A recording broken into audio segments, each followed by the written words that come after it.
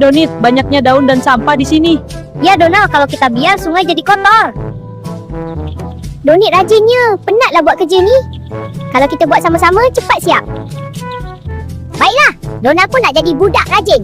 Macam ni bagus seronok.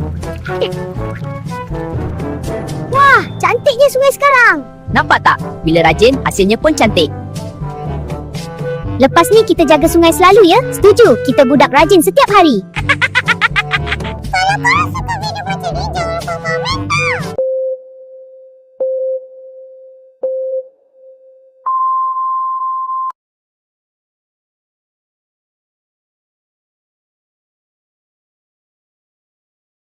Aduh, banyaknya daun. Jom kita bersihkan. Budak mesti rajin.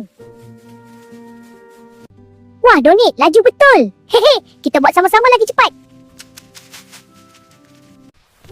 Wah! Hati-hati, rajin pun kena berhati-hati. Cantiknya sekarang. Penat sikit tak apa, asalkan bersih. Terima kasih semua. Kalau korang suka, buat tengok konten seterusnya.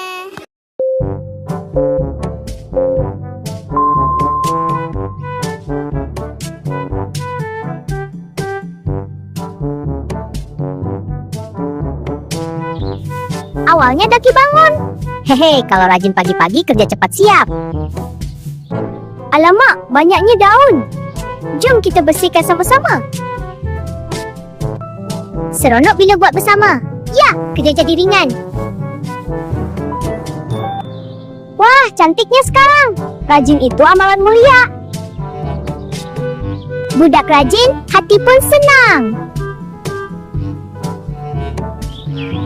Kalau korang nak video macam ni, jangan lupa komen tau. Bye.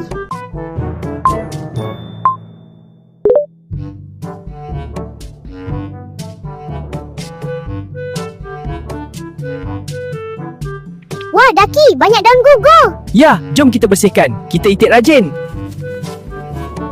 Sapu pelan-pelan ya. Baik, nanti kolam jadi cantik semula. Saya isi air untuk siram pokok. Bagus Daki, rajin betul kamu hari ini. Siram sama-sama, cepat siap. Siap. Siram. Seronok bila tempat bersih. Betul, Itik Rat, hati gembira.